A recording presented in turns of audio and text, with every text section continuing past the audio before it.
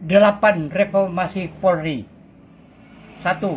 Reformasi kultural, perubahan mindset dan etika. 2. Reformasi struktural dan kelembagaan. 3. Perkuat pengawasan internal dan eksternal. 4. Penegakan hukum yang netral tanpa diskriminasi.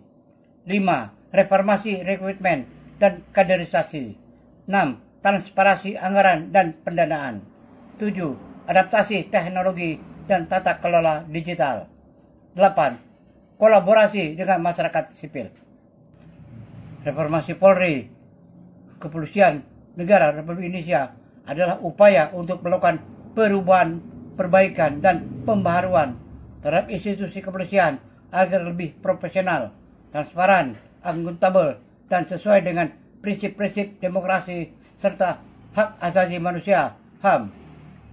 Reformasi ini menjadi bagian dari agenda reformasi nasional pasca jatuhnya Orde Baru tahun 1998. Latar belakang reformasi Polri. Dominasi militer. Sebelum reformasi, Polri berada di bawah Angkatan Bersenjata Republik Indonesia (ABRI). Fungsi kepolisian dan militer bercampur yang membuat Polri cenderung represif. 2. Pelanggaran HAM dan kekerasan. Banyak kasus pelanggaran HAM dan penyalahgunaan kekuasaan oleh aparat kepolisian. 3. Tuntutan masyarakat sipil. Masyarakat menuntut pemisahan fungsi pertahanan, TNI, dan keamanan dalam negeri Polri. Langkah-langkah reformasi Polri. Pemisahan dari ABRI atau TNI. Tahun 1999, Polri resmi dipisah dari TNI berdasarkan TAP MPR nomor 6/MPR/2000 dan TAP MPR nomor 7/MPR/2000. 2. Undang-Undang Polri.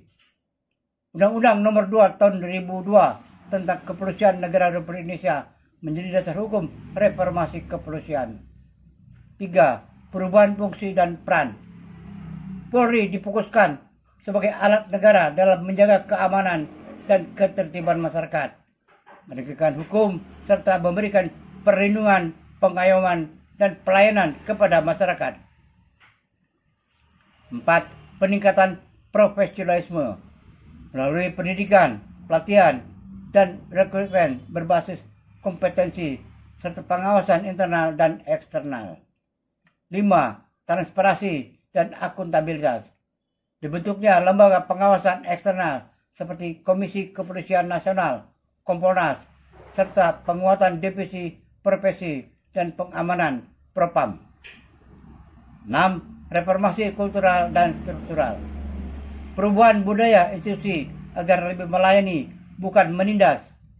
Perubahan struktur agar lebih efisien dan modern. Tantangan reformasi Polri. 1. Korupsi dan penyalahgunaan wewenang. Masih banyak kasus anggota Polri yang terlibat korupsi, narkoba, atau kekerasan. 2. Minimnya pengawasan efektif. Lembaga pengawasan sering tidak independen atau kurang kuat dalam penegakan. 3. Ketergantungan pada kekuasaan politik. Kadang Polri dianggap sebagai netral dalam konsentrasi politik atau pemilu. 4. Kultur kekerasan dan impunitas. Kekerasan berlebihan saat penanganan aksi unjuk rasa atau terhadap tahanan masih sering terjadi. Harapan terhadap reformasi Polri. Polri yang berorientasi pada pelayanan publik, bukan sekadar penegakan kekuasaan. Aparat yang profesional, netral, dan bersih dari korupsi. Kepolisian yang menghormati HAM dan demokrasi. Hubungan yang sehat antara Polri dan masyarakat sipil. Apa yang harus dilakukan dalam reformasi Polri saat ini? Reformasi Polri saat ini masih sangat relevan dan mendesak karena banyak tantangan lama yang belum terselesaikan dan muncul tantangan baru di era digital, politik identitas, serta peningkatnya tuntutan transparansi dari masyarakat. Berikut adalah langkah-langkah penting yang harus dilakukan dalam reformasi Polri saat ini. 1. reformasi kultural, perubahan mindset dan etika. Masalah utama di Polri bukan hanya sistem, tapi budaya kekuasaan dan kekerasan. Yang perlu dilakukan, transformasi nilai dari aparat kekuasaan menjadi pelayan masyarakat, penanaman etika profesional dan empati dalam pendidikan kepolisian, sanksi tegas terhadap kekerasan, pungli, dan penyalahgunaan wewenang untuk mengakhiri budaya impunitas. 2. Reformasi struktural dan kelembagaan. Struktural yang terlalu hierarkis dan birokrasi dapat membuat Polri lambat dan rentan penyalahgunaan. Yang perlu dilakukan, perampingan struktur untuk mengurangi tumpang tindih fungsi dan jabatan basah.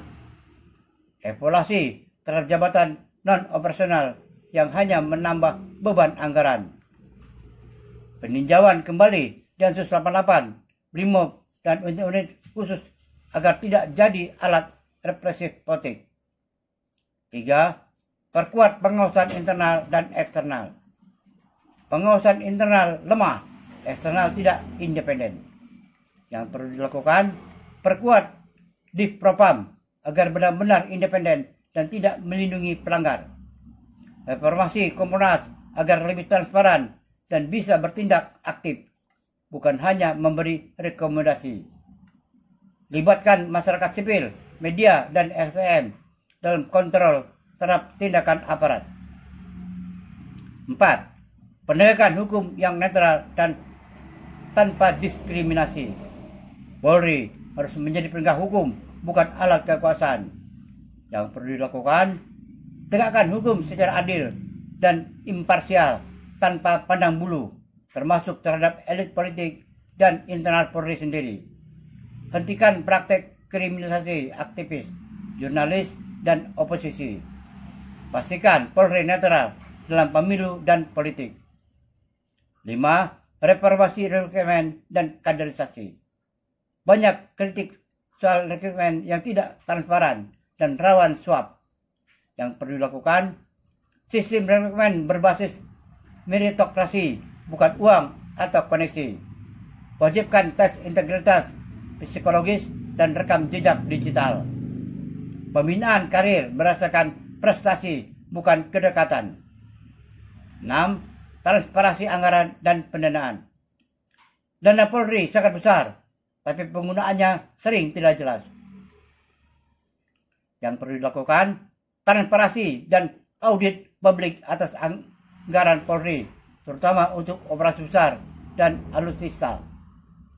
Larangan keras terhadap uang keamanan dari perusahaan atau pungli dari lapangan. Evaluasi anggaran untuk kebutuhan prioritas, bukan untuk proyek pencitraan.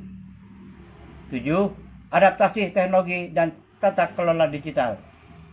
Polri harus modern, tetapi tetap akuntabel.